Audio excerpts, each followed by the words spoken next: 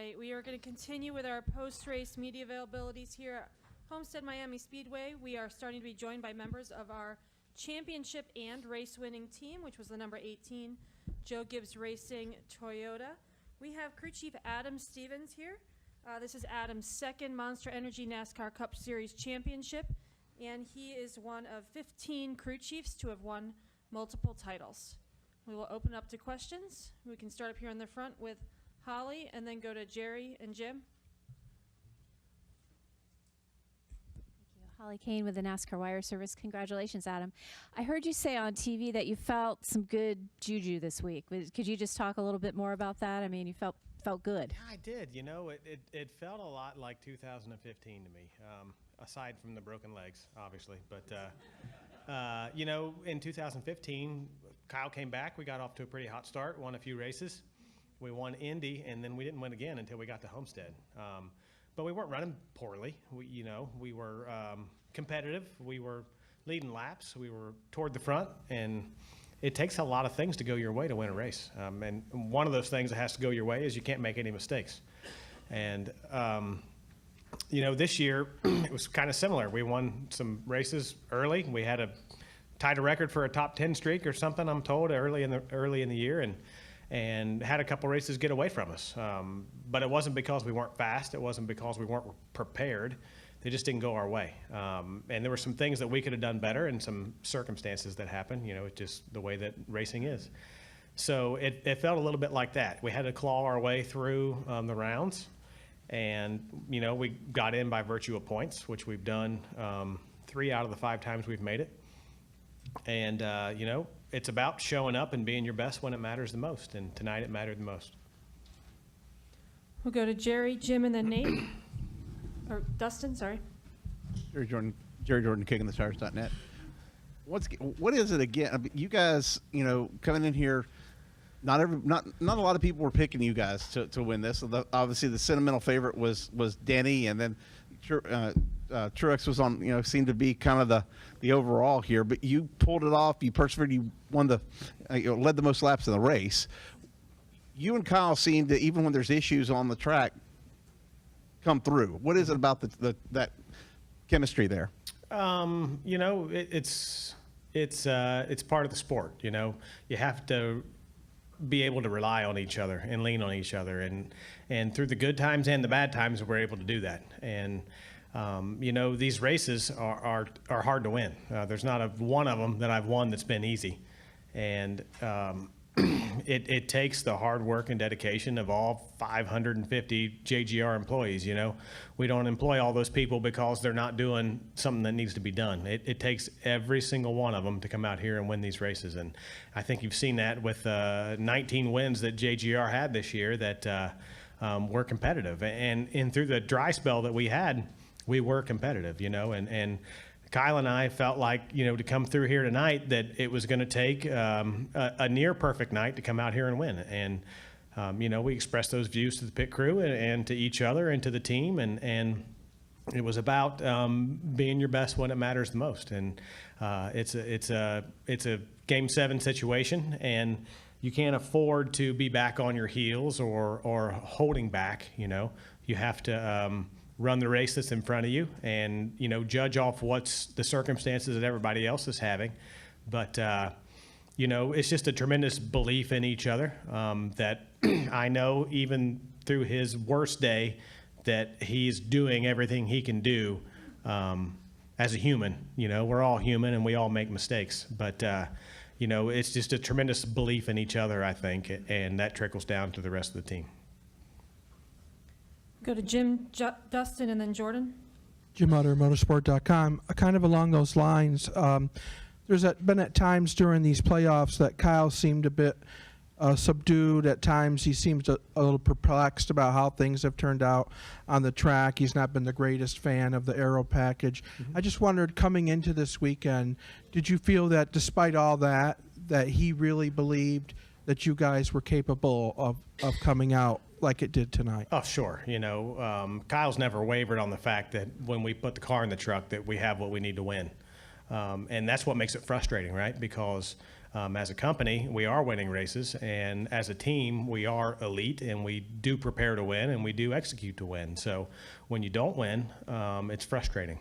But, I told somebody earlier today that there's not a number of wins that makes your season successful. What makes your season successful is winning the championship, Unless you win every single race, you left something on the table, because we have the tools at our disposal to go out and win on any given weekend. So you have to keep that kind of stuff in stride or in mind, that it's not always going to go your way. And it might go for a stretch your way and make it seem easy, kind of like it did at the beginning of the year. And it might go for a stretch and make it seem hard. And it's not the first time we've been through a stretch like this. I think 16 and into 17 maybe, we went an entire calendar year without winning a race. And it wasn't because we didn't know how to do our jobs. It wasn't because we gave up or weren't working hard enough. It was because things didn't go our way. And some of the things that didn't go our way were of our own doing, obviously, but some of them weren't. And that's the way it is in professional sports. You have to keep your eyes on the prize and establish what the goals are, and keep your nose to the grindstone and get after it. Go to Dustin, Jordan, and Davey. Dustin Long, NBC Sports. I have two questions, Adam. Because of the performance lately coming in, a lot of people viewed you guys as an underdog. Now, whether you pay attention to that or not, I'm sure that it gets to the team or it gets to you guys. I'm curious, for a group that is often looked at as the favorites to win just about everywhere they go, the dynamic of suddenly being viewed as an underdog, and how maybe you had to address that, because certainly that negative connotation could bleed down into the team. I'm curious how you handled that personally. Well, I don't really watch any shows or anything, so I didn't get that vibe. I could understand why people would have that vibe, certainly, because the other guys came in on wins and we came in on points. But you got to understand, too, that for my team and my guys and Kyle Busch driving, our goal is to win the championship. And when we shoved that car in the box last year at Homestead and we didn't perform the way we wanted to, our goal was to win the championship this year. And everything we did from the time that tailgate shut until we got down here to race this race was to win the championship. And to do that, we know for a fact there's going to be one team get in on points. There might be two teams. There could be three teams. It could be all four that make it through the final round into Homestead. And, we know there's going to be one, so you better be that guy, right? So the only material goal between the start of the season and the championship is to win the regular season points championship, to give yourself the most points and be the guy, right? We also won the most stages, which added to the points. And unless we won every single race, there's no amount of race wins that were going to be enough, because we have every tool at our disposal to win every single weekend. So did I feel like an underdog? No. Would I rather come on here on some kind of heater 5-race win streak? Sure. But I saw some stuff out of the team that told me that we were really getting our ducks in a row, and that we were performing at a high level. And I knew the guys were hungry. I knew Kyle was hungry. And I knew that we could have a mistake-free weekend, and that was going to be what it took.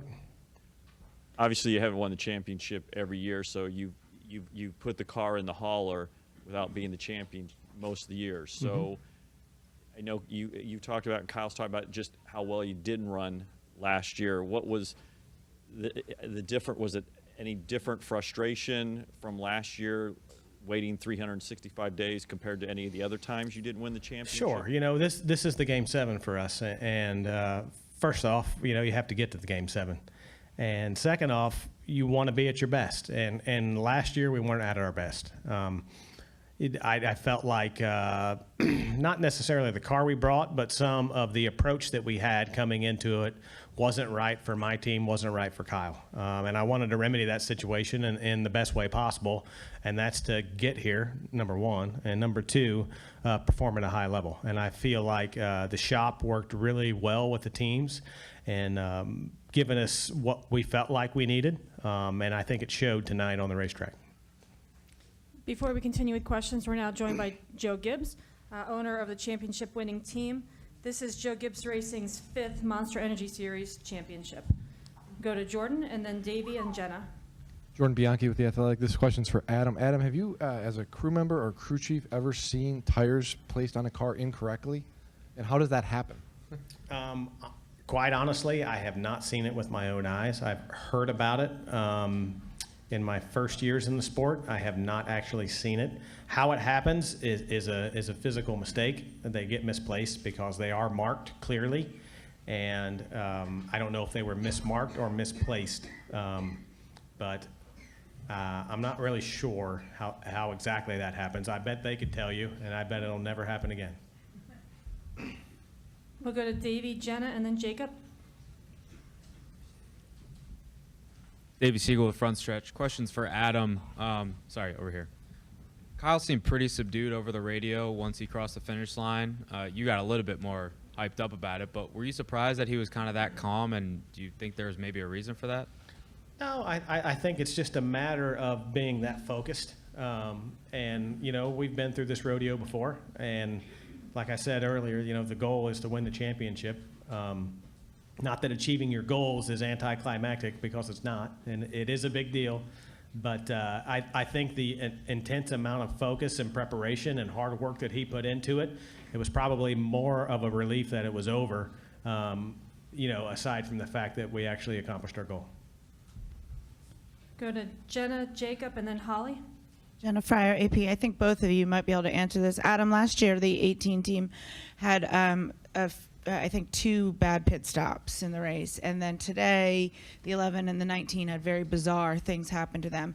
Is it the importance of this event that all of a sudden makes these weird things happen? Are guys putting too much pressure on them, and that's what happens? I really can't answer for the other guys, to be honest with you.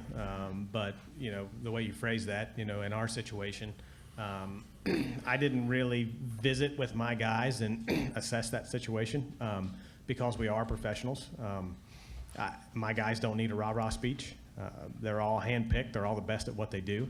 And it's a matter of giving them the tools they need to do that. And one of the most important things you could do for the over-the-wall guys is continuously put them in high-pressure situations and to diffuse those high-pressure situations when they do get them in there. And I think as a team we do a good job of that. But also as a team, you know, we won a lot of races last year, but there's no race that's a must-win until you get to the championship. And that was probably new for some of those guys. And especially when we weren't running that well, our car wasn't very good because of the setup that I put under it, not because of the job they were doing, and they were trying to make that difference up. And you have to realize as a competitor that there's only so much you can do. You know, Bill Belichick, coach's favorite person, says that you got to do your job, and it's important to do your job. And all you can do is do your job. And operating at this level, you have to do what you're capable of, and there's really no more margin to do more. And a lot of mistakes are made when people try to do more. I think the other thing I would say, this sport is extremely tough. It is human beings. Where no matter how much you train, we actually had races this year, and you guys probably remember, where all 4 cars had issues. And so it can happen. Tonight, you know, it's going to be interesting for us to kind of go through this and see what exactly did happen, how we can keep it from happening again. That's what you'd like to do in pro sports. You'd like to make sure you don't make the same mistake twice. And so, but I think it's a part of, this is a long, tough, hard year. And when you get here, there is a lot of pressure. And it's human beings trying to get this done. And no matter how much you work on something, you could always have something be a mistake, really, is the way I look at it. And as a follow-up, but what was with your eye roll to Bill Belichick being your favorite person? No, I was not. I'm fine. We'll go to the far left to Jacob, and then Holly, and then Zach. Jacob Speed Sport. First, congratulations to both of you. I've got 2 for Joe over here. Yeah. First, you end it really felt coming full circle in a way tonight. You start the year with a 1-2-3 in the Daytona 500, end the year 1-2-3 tonight, and a championship by Kyle. What's the emotion like tonight, reflecting on everything, considering how you started the year? I wanted to say a thanks to all the fans out there too, and I hadn't had a chance to do that. I'm glad that I'm being able to do it tonight. When JD went to be with the Lord, January 11th, I got so many letters, so many prayer letters, so many little stories about JD, and I appreciate our fan base out there. Our racing family and our fans are special, and I just want to tell you, they really have meant a lot to me, Melissa, Jackson Miller, Jason Taylor, Coy, our entire family. And so I say a big thanks to all of them. It's been an emotional year for us. For me, it started with the Daytona 500. I think anybody that saw that would probably say there's no way that could happen by accident. I felt like God was kind of overseeing that. I think JD was there. And then it kind of continued the entire year for me. It's been emotional to think that you could win the number of races we won. It's just something that normally doesn't happen. I think he was a big part of it for us. I think everybody that worked at Joe Gibbs Racing, when JD left us, I think each and every one of them felt that so much. I think they devoted this year to him and kind of everything I know Coy and all of us did family-wise. And so I just want to say a thanks to everybody. You asked me, it was emotional all year. I felt like I could feel JD all year. And it's kind of hard to put in words, but it's been special and different, and it was great to finish it up the way we did tonight. For you, knowing that you had 3 of your guys in it all night and knowing what JD did, not just for Denny's team, obviously, but for the entire organization, would the emotions have been any different, regardless of which one of the 3 of them, if any one of the 3 of them had won it? I think you never know exactly, how things will play out. I know our preparation going in for all 3 cars was we went after it with everything we had. The crew chiefs, the drivers, everybody. It's so big for each person, for Martin and Cole and, for Bass Pro, and auto owners, and then you go with Denny and FedEx. There's so much to that, and Chris over there. I think everybody went after this as hard as we could, and you don't know what's going to happen. Who knew that we were going to have the things that happened during the race? But we're certainly thrilled for Kyle, for Mars, for Interstate Batteries, and for Toyota. It's a huge deal for us. In a roundabout way, he was asking you who was your favorite. Oh, here's my favorite.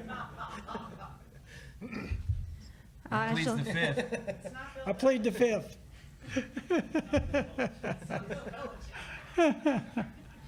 And as you'll notice, we've been joined by 2-time Monster Energy Series champion Kyle Busch. We'll go to Zach, and then Christian, and then Lee.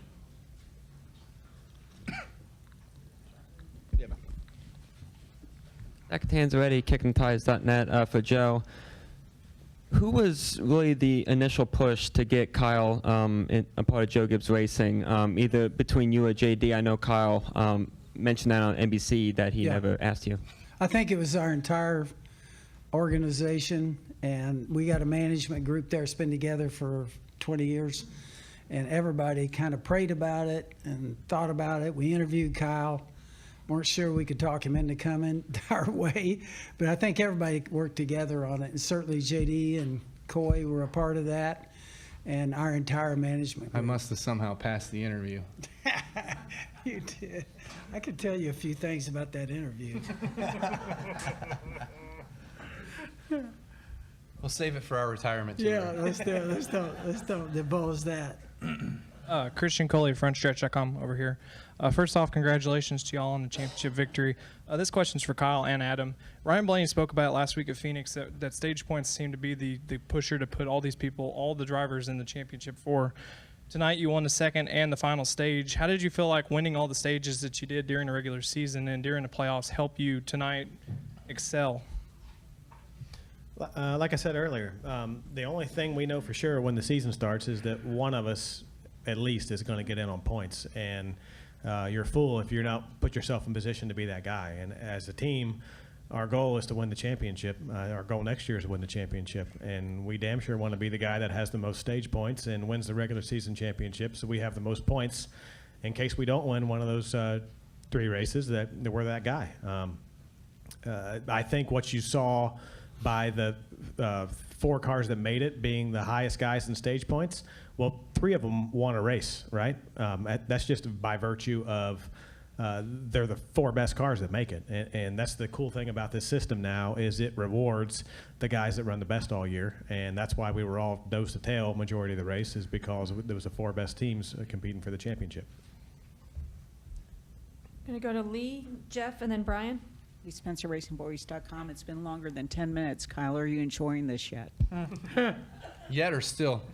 Yeah, no, it's good. It's it's, I don't even know quite yet to put it all into perspective or all into words, but it certainly is an amazing opportunity, and it's pretty special.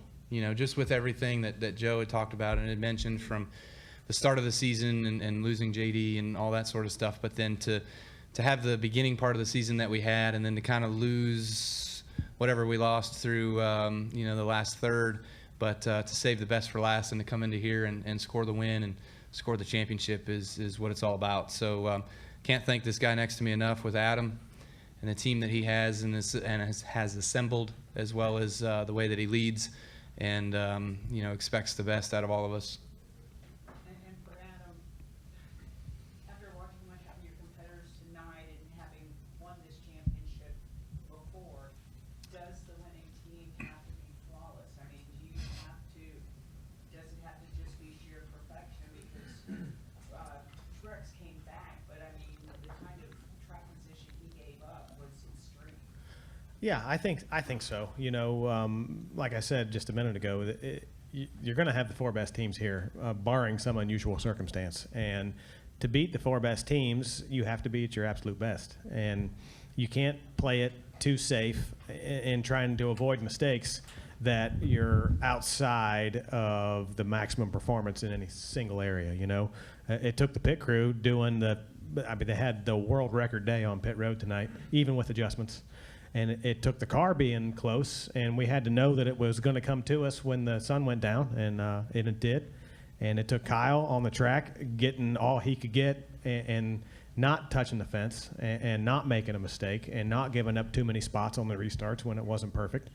And, you know, getting all he could get on pit road. You know, we can't just be 10 miles an hour under pit road speed, and that's not going to work. You know, you have to operate at the very, very high level, and you have to eliminate the mistakes. And it's a big stage. It's a game 7 moment, as I mentioned earlier, and you have to be at your best when it matters the most. Go to Jeff, Brian, and then Jerry. Jeff Gluck from The Athletic. Kyle, my question is sort of following up on Lee's, because, you know, you came over the radio and it was so sort of like subdued. You're just like, awesome, guys, we did it. And, you know, it's sort of, you weren't going crazy. You're not jumping up and down. You're not. So what is it? Is it shock, or you're stunned or something that this actually fell your way? Like, what did you experience that made you react that way, I guess? Yeah, I don't know. Just, I'm not exactly sure. I kind of probably don't remember much of it already, but you know, I do remember taking the white flag and crossing underneath that, and just I had some tears rolling down my eyes for the last lap, and was just like, come on, man, we still got to finish this damn thing. Don't be such a sis. But how was my last lap time? I don't even know. I quit looking about 10 to go. Okay, so hopefully it was decent. I don't know. We had a good lead to the guys behind us, but overall, just, yeah, emotions were starting to set in. I just probably didn't know where the hell my mind was at, but knew we had won, and we had won big, and was just kind of being a bit more subdued about it. Did you do your vow? I did not. Why not? There wasn't any room. Did you see the crowd out there? There was people everywhere. So, yeah, I mean, in that moment, you kind of forget. You even forget you win the race. You know, as I was doing the victory celebration, doing the lap around with Brexton, that was really awesome, by the way. I was coming into Victory Lane, and they were there with the checker flag, and I was like, oh yeah. You forget, and you win the race, so it's just that crazy. And so yeah, I forgot to do a bow. It's all good. I think Rowdy Nation will forgive me. Go to the far right to Brian, then Jerry, then Greg. Brian Mapes of Xfinity Racing. Back in 2015, as the laps were clicking down, you were singing a song in your head from Brexton's playlist, I guess. Was there a song you were singing in your head this year, now that Brexton's 4 years older? Maybe something from Frozen? It was ROFLMAO. I'm in Miami. Yeah, that one. No, actually I wasn't. I was just focused on hitting my marks. Like every once in a while I'd throw it off into one and it would slip and I'd be like, oh, so with racing around the lap cars and stuff like that. And I think it was like the last, who did I pass? Johnson, maybe. He cut me a lot of slack. Brad also cut me a lot of slack. I slid up in front of him because I just lost the front end of the race car being in traffic with them. And then they cut me some slack on the exits, and then you get off into the next corner, and it's just like, then it turns again, and you're like, damn, this thing is all over the place. So just trying to be focused on the lines and where the grip was at and where our car was running the best, and just doing the right job. Go to Jerry, Greg, and then Dustin. Jerry Jordan, kickingthetires.net.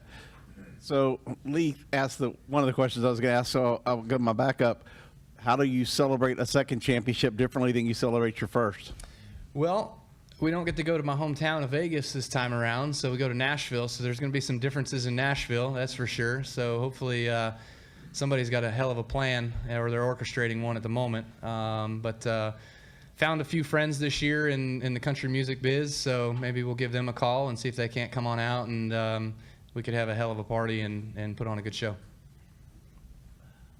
You're buying, right?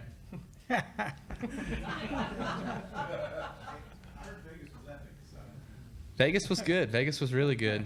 With the talent pool, with the banquet being so close to the race weekend, your talent pool of people that are available is kind of limited. So we'll have to see who's limited. I don't know. I'll make some calls. Greg Engelauto Week. Congratulations. I was watching, I think, the moments that you were celebrating as a dad, taking your son in that ride. He's going to remember that for as long as he lives. Talk about the emotions of that and being able to provide those memories for your son. And also on another note, have you thought of boat names yet?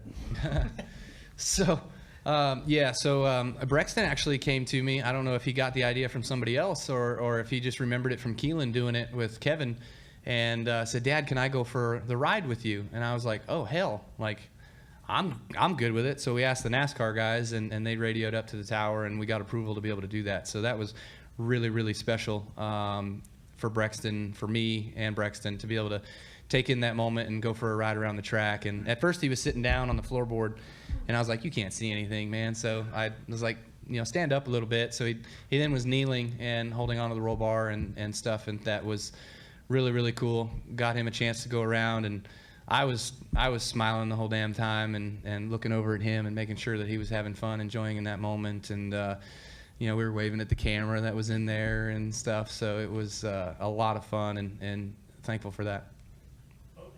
Boat names? Yeah. You're going to give that to Adam, aren't you? That's what I told him. I told him that he's supposed to have this one because I sold the first one. Shh, don't say that. Boat names. I've always found it's better to have a friend with a boat than actually be the guy with the boat. Yeah. I've heard that too. Yeah, there's the 3 Fs that you don't ever want to own. I guess the first name that came to my mind should have been 18. Right? I won the championship in 19. Should have been 18. Okay. Glad that worked well. We'll go to Dustin, Kelly, and then Jacob. Yeah. Dustin Long, NBC Sports. I want to ask you a couple things. Kyle, just because you referenced that, I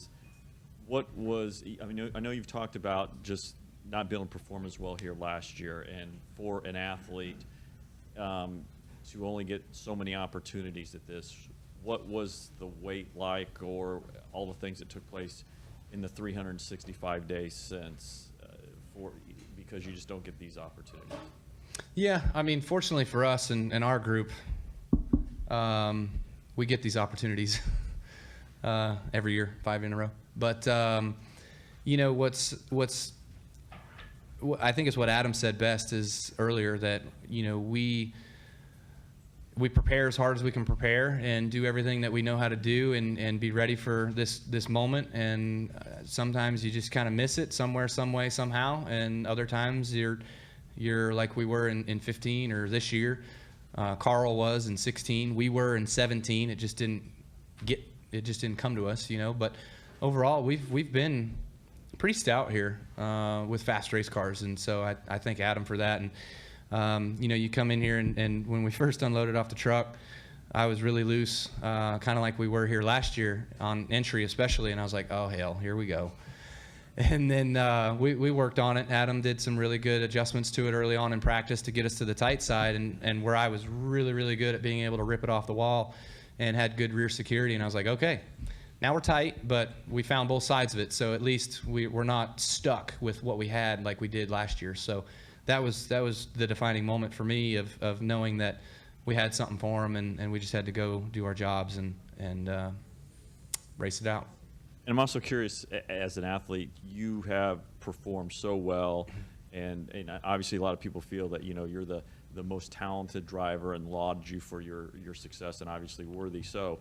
But when you come into an event like this and people start to view you as an underdog as opposed to how great you are or how great you can be, I'm curious what that is like for an athlete, because whether you want to tune that out or not, I'm sure it's there, and you can't necessarily ignore it. I'm just kind of wondering how you deal with it, channel it. Is it help, hurt, or how you are able to flush it away?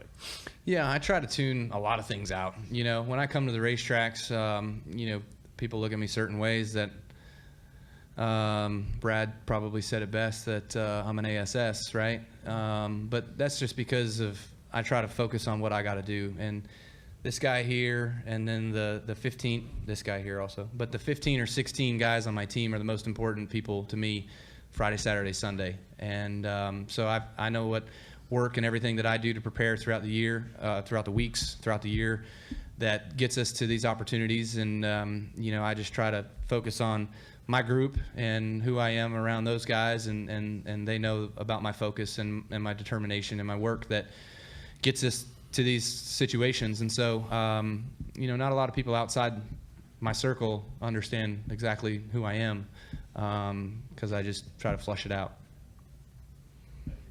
Go to Kelly, Jacob, and then Bob. Any more for these guys? You want to do that? We can do that. Any more for Coach or Adam? All right, well, welcome. gentlemen, congratulations. You've been freed.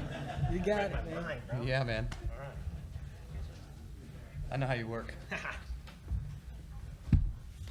Kelly Crandall, Racer.com. Kyle, you've mentioned it before. You mentioned it a little earlier. You've talked about Adam, how important he's been. But in 5 years, the numbers are just incredible. 27 wins, now 2 championships that he's helped guide you to. Could you have comprehended when the decision was made to change crew chiefs that in a 5-year span he would be this influential on your career?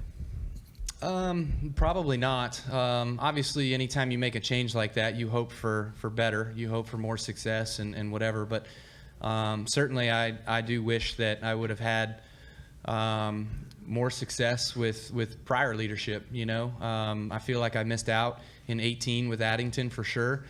I feel like I think it was 13 with Dave. That coulda, shoulda, woulda. You know, so would things have been different if I would have won with either one of those guys? You know, I'm not sure, but things work out the way they do for whatever reason sometimes, and you just got to live in the moment. And when Adam was slated to come on over and be my crew chief, I was not apprehensive about it, but you know, him and I had worked together on the Xfinity side and grown a relationship for a couple of years, and we had success over there. And sometimes that success works and sometimes it doesn't. You just never know. But obviously I'm very fortunate and thankful for coach and making that decision and putting us together and having us to have the success we've had has been really, really good. Could it have been better? Sure. Could it have been worse? Probably. But it's good right now. Go to the far left to Jacob and then Bob. Jacob Seelman, Speed Sport. Kyle, to follow a little bit on what I asked Joe earlier, and you started to tell the story, but talk a little bit about JD and the impact he had definitely during the early part of your career, because I know that's one of the big things we heard about it from Denny throughout this, but maybe not as much from your perspective. Yeah, look, JD is he's an honorable man and honorable father and one that respects the Lord and had lived that way and showed people how to do that. And a lot could be learned from those type of individuals, and I think that comes from Joe, but also JD and who he was and the relationship with Melissa and the kids and being around the kids. I've been with them now 12 years, so some of them, man, they were 6. I think Jackson was 6 or 7 when I came over. And there were times, it's funny, there were times when we were at the races and Jackson was there and he would come on the pit box and sit on Samantha's lap. Like, that's probably a little weird now, but back then it was cute. So it's just the relationship, though, with the family has been really, really cool. JD was, it's funny, I've said this before, I'm not sure I've ever really been yelled at, but I have been sternly talked to. And JD was the same way. But in the early years and coming over to Joe Gibbs Racing, JD and I knew each other a little bit from Truck Series stuff. Coy and I knew each other better because Coy was there when I was there. And so I've always respected the family and have given them everything that I've got and have appreciated what they've given me. Go to Bob.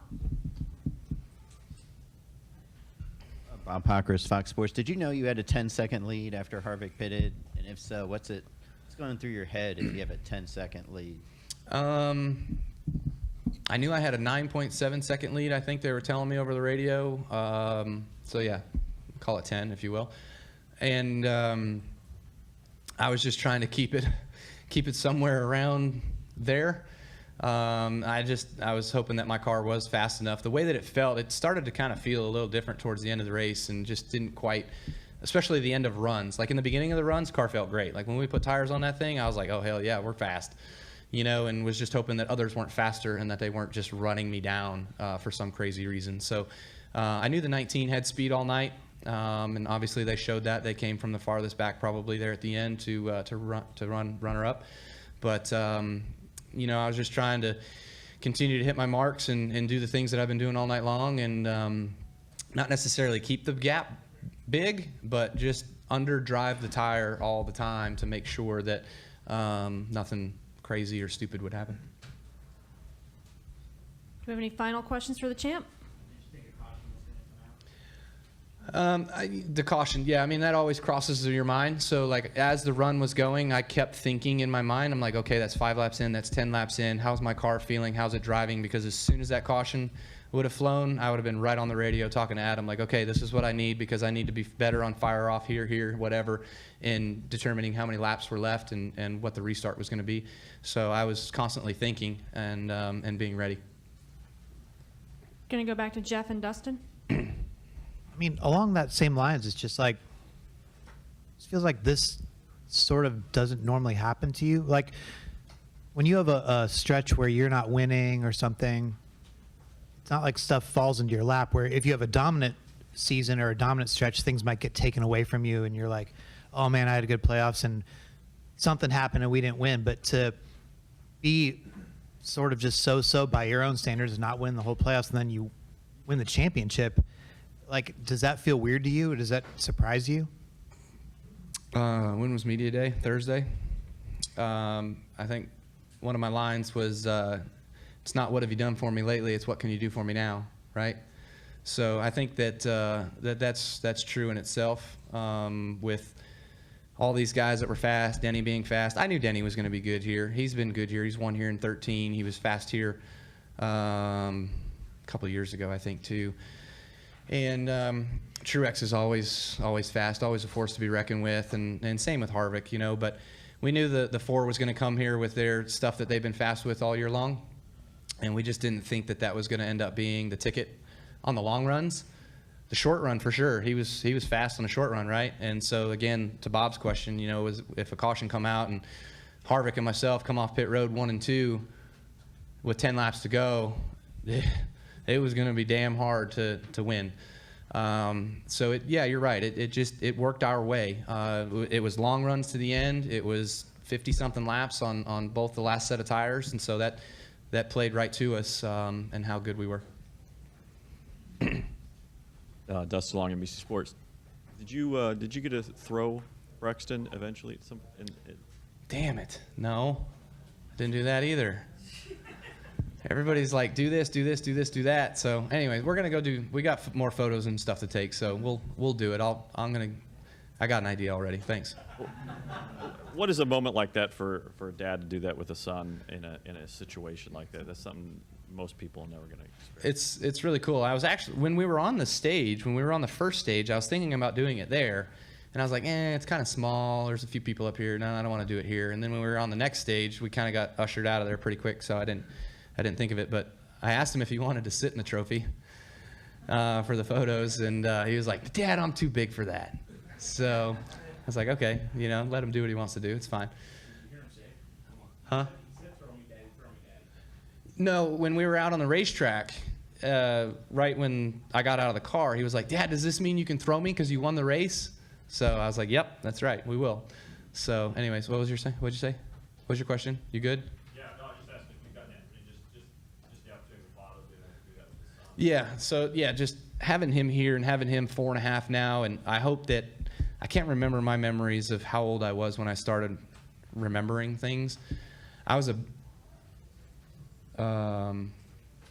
never mind. So I hope that he can remember these moments. And obviously, TV's really good these days. There's a lot of great HD coverage, and so you know, it's pretty clear the opportunities of him being on television and being him in the car with me and that sort of stuff is special. I'm going to go to Jordan, Mike, and then Aaron. Jordan Bianchi, The Athletic. Were you informed of what happened to Martin Truex Jr. on pit road? And if so, what was your reaction? I was not, no. I found out on the stage afterwards. Did they put the lefts on the rights or something? On the front? Yeah, I heard that on the stage, and I was like, man, it's crazy. Just how things can happen sometimes, you know? I mean, it's just an honest mistake, I'm sure. And so I didn't know that's why he had to come back. I just figured it was a loose wheel. I mean, same thing, right? If it was a loose wheel, he had to do the same thing. So I just figured it was a loose wheel. But when he marched back through the field, I was like, damn, he's fast. And then, you know, for him to come out second of having that happen to those guys, it was, they were quick. I'm sure they're going to look at this as one that got away. Mike Massey with Front Stretch. So after Martinsville, Eric Almirola said he was going to make the last 3 weeks hell for you.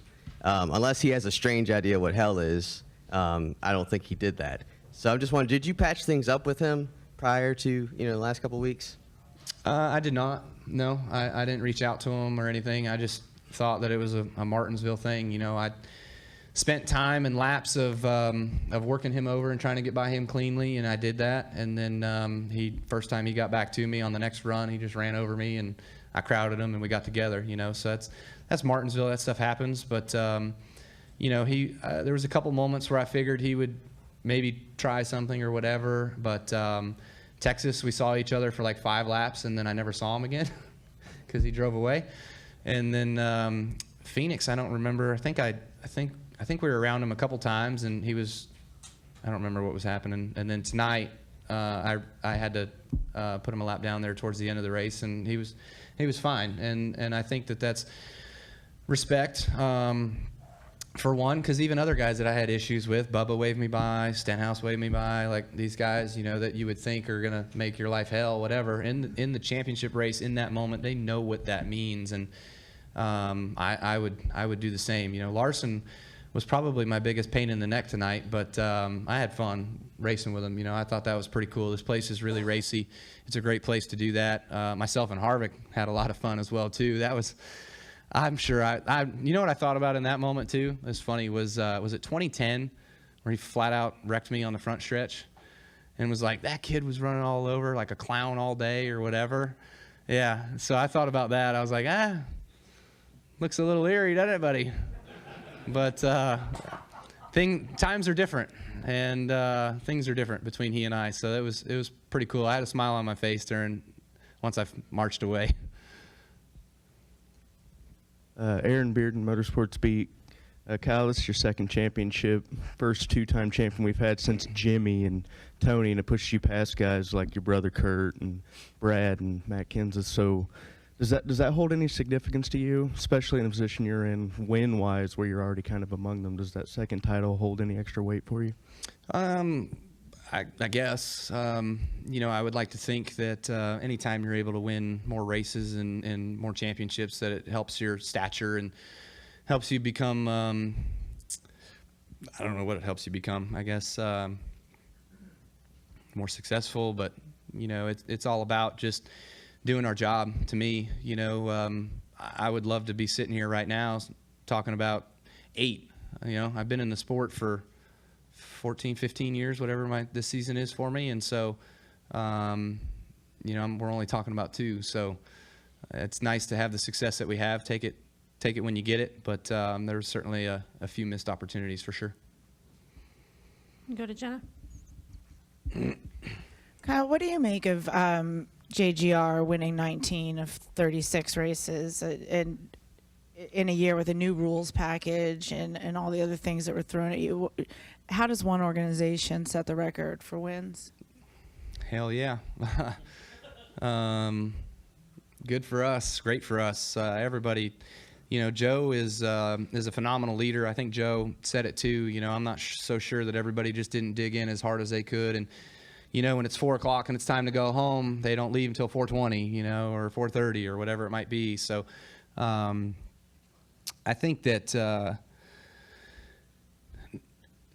I think it's the group of drivers as well too, though. You know, when we had our team meetings with myself and Kenseth and Carl and Denny, they knew the group of drivers that we had, and if we weren't successful, they knew it was because the stuff that we're driving around the racetrack.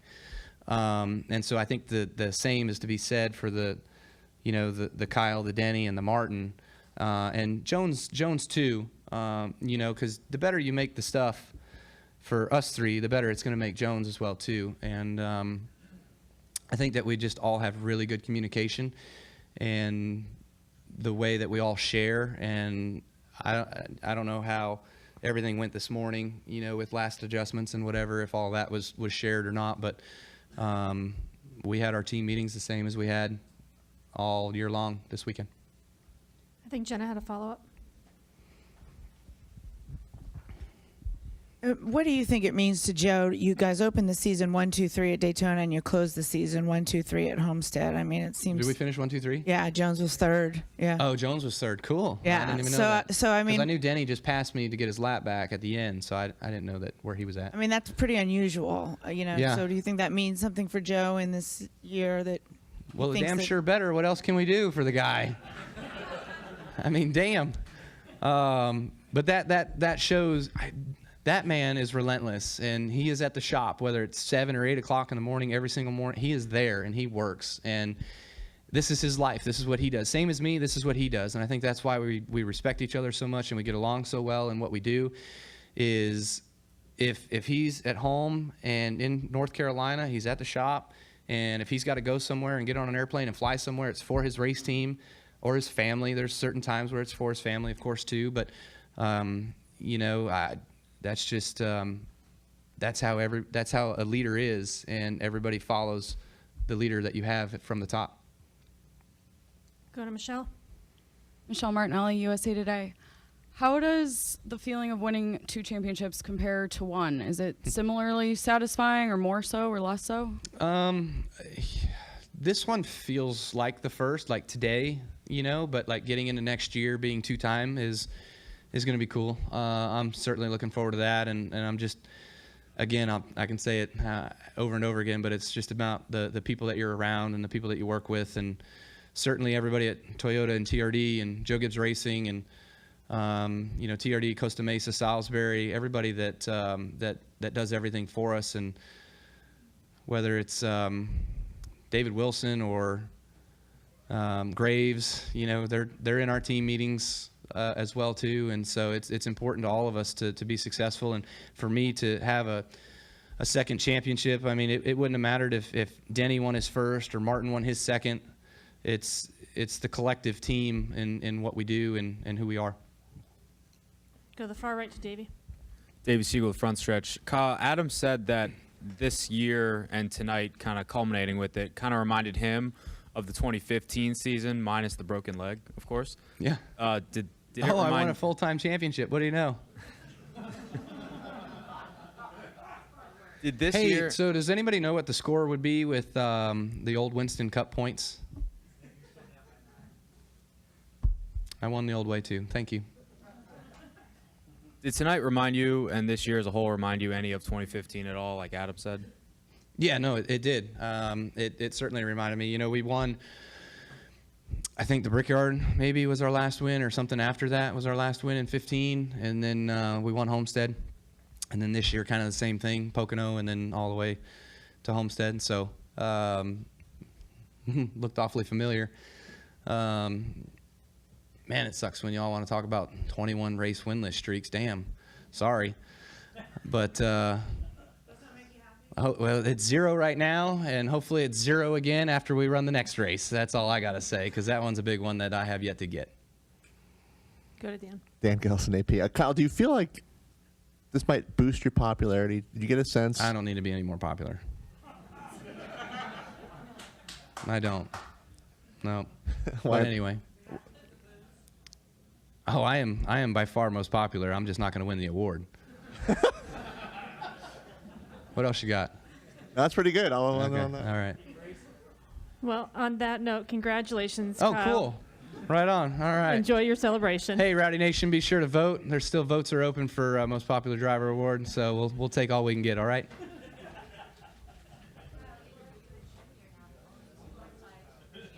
Yeah, I heard that. So that's pretty cool. It's crazy though. He's 7 and we're only 2. Like, it's a big spread. I'm getting old. Trust me.